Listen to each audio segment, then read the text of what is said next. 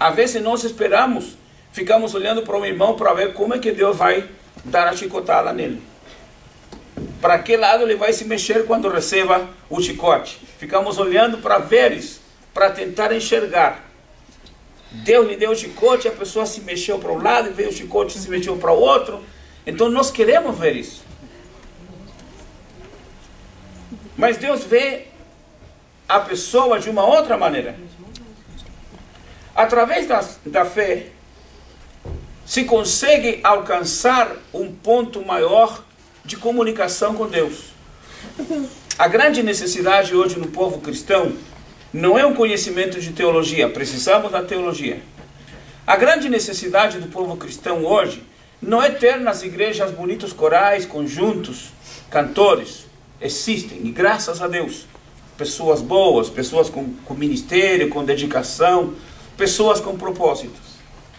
A grande necessidade da igreja hoje não é templos bonitos. Existem templos bonitos e maravilhosos. Templos que realmente dá vontade a gente entrar e nunca mais sair dali. De tão bonito que é. Mesmo que não tenha pregação, não tenha cântico, não tenha culto, não tenha nada. Só ficar dentro do templo para contemplar a beleza da construção. A grande necessidade da igreja hoje não é essa variedade de cultos que existem, e graças a Deus pelos cultos. Cultos de libertação, cultos de oração, cultos de ação de graças, culto de dedicação, culto de santificação, culto de prosperidade, culto. Existe muita variedade de cultos e graças a Deus por eles. Todavia, essa não é a grande necessidade do povo de Deus. A grande necessidade do povo de Deus é uma comunicação mais profunda com Ele. Amém. Que só se consegue através da oração. Intimidade com Deus não é cantar nos cultos. É bom. Isso é louvar a Deus. Estou falando louvar no sentido mais amplo, no sentido mais profundo. Porque cantar não é louvar. Cantar é cantar.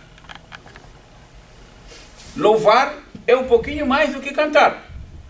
Mas ainda não é adorar. Cantar é usar as cordas vocais. Louvar é dedicar esse cântico, essa música, essa entoação ao Deus Todo-Poderoso. Mas ainda não é adorar. Porque adorar é um ponto maior, mais profundo. Quando a pessoa sente a presença de Deus. E está cantando, está louvando, e quando entra na presença de Deus, está adorando ao Senhor. Amém. Glória a Deus. A maior necessidade então do povo de Deus não é de cânticos, não é de pregações, porque muitas pregações existem, graças a Deus por isso. Por homens ungidos, homens com capacidade, homens com conhecimento, homens com unção, homens com experiência pregam e entregam a mensagem do Senhor. Todavia, essa não é a grande necessidade do povo de Deus. Porque às vezes algumas experiências, algumas pregações não passam de experiências pessoais. É bom. A grande necessidade do povo de Deus é ter um contato maior com Deus. Um relacionamento maior com Deus. E esse relacionamento se consegue através da oração. Oração acompanhada de fé. Porque oração sem fé não tem resultados. Se temos bastante oração, mas não temos fé, não adiantou de absolutamente nada. Porque o Senhor Jesus Cristo diz: tudo quanto pedirdes, crendo, o recebereis. Se a pessoa não crê, não vai receber. É muito simples. É só entender o que está escrito. Pediu, mas não crê, não recebe. Por isso que há centenas, milhares, milhões de crentes que se cansaram de orar. Sabia que há crentes que têm medo da oração? Há crentes que estão cansados de oração, há crentes que não se preocupam em entrar em contato com Deus. E aliás só procuram Deus quando tem necessidade. Por que isso? Porque não há uma fé suficiente. É preciso crer em Cristo. Se crê em Cristo, algumas pessoas creem em Cristo porque está escrito na palavra, porque ouviram pregar, porque se tornou uma tradição, uma cultura evangélica. Mas não crê que o Senhor vai atender o seu pedido. Uma vez uma irmã chegou e falou para mim: pastor, me ajuda em oração porque eu quero vender uma fazenda. E quando eu vender a fazenda, darei uma boa oferta para a igreja. Aí eu olhei para a irmã e eu disse: não, irmã, não vou orar.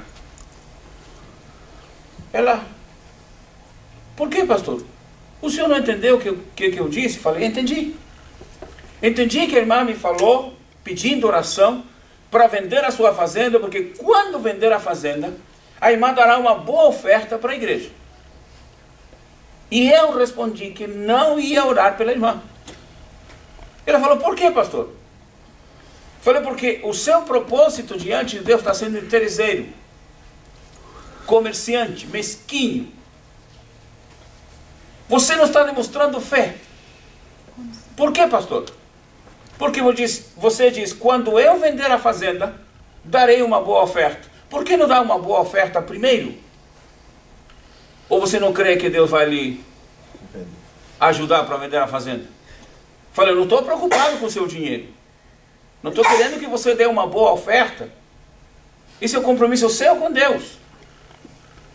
Mas veja a sua colocação.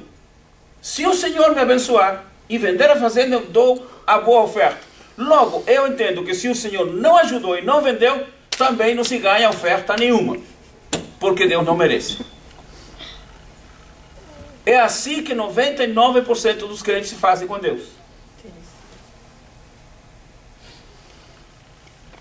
Interesse, comércio. E a pessoa às vezes tenta comprar a bênção de Deus. A pessoa às vezes tenta enganar a Deus. Eu estava num congresso e estava perto de um irmão, e quando veio o momento da oferta, pediram oferta, viu uma necessidade e disse: dê sua oferta de amor, sua oferta de compromisso, sua oferta de semeadura. Aí o irmão pegou o talão de cheque, começou a fazer o cheque e falou: Jesus, eu vou te dar 200, mas não esqueça que amanhã eu preciso 20 mil. É 20 mil, não é 10 mil. Ó, estou te dando 200. Agora eu pergunto para vocês: ele recebeu os 20 mil no outro dia? Eu quero acreditar que ele recebeu, porque Deus é um Deus de misericórdia. Mas, ao que parece, ao que tudo indica, não recebeu. Porque não é assim que funciona no mundo espiritual. Mas os crentes querem comprar a bênção de Deus. Um dia eu encontrei um irmão, magrinho, irmão, parecia um palito. E conversando com ele, falou: pastor, eu sou um homem de oração, eu sou um homem simples, eu moro lá no alto da favela, mas eu tenho um ministério específico. Falei: qual é o seu ministério, irmão? Pastor, eu visito aquelas lojas onde tem aqueles irmãos, aqueles crentes que são donos de loja, e eu chego lá e falo para ele: vocês querem bênção aqui, materiais? Eles dizem: nós queremos. Então me dá uma cesta básica, me ajuda que eu faço uma semana de jejum por você. E aí os irmãos me dão uma boa cesta básica para cuidar da minha família. Ele está um palito, porque está jejuando pelas outras pessoas. E os irmãos estão comprando a bênção, convidando o irmão para chegar lá, para fazer a oração, para decretar a prosperidade, decretar a unção do Senhor, decretar o milagre. Há crentes que querem ir de carona na oração. Ora por mim, ora por mim, ora por mim. É claro, está escrito na palavra: orai uns pelos outros. Mas é interessante quando o salmista diz: clamei eu. E aí tem uma redundância, se você observar isso no português, no espanhol ou no inglês. vai encontrar essa redundância. Quando o salmista diz, clamei eu, não precisa de ser eu, clamei já está incluído o sujeito. Mas ele diz, clamei eu com a minha voz, e ele escutou o meu clamor. Há uma redundância nisso. Mas por outro lado, Deus permitiu que isso ficasse para que não soubéssemos que o clamor tem que ser meu, a oração tem que ser minha, e a comunicação tem que ser minha com Deus, para que Deus ouça a minha voz, a minha oração. E às vezes nós queremos ir de carona na oração. Ore por mim, clame por mim, faça um jejum por mim, faça uma vigília por mim, se consagre por mim.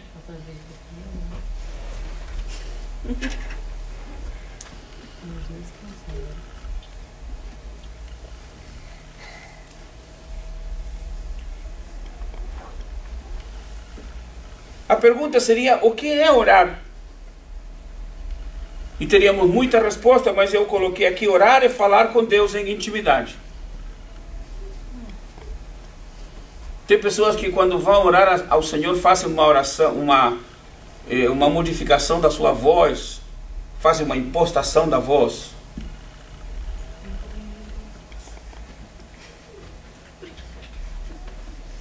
E tem até uma certa entoação na sua oração que faz. Meu Deus, meu Pai. Faz uma entoação, não digo que seja errado.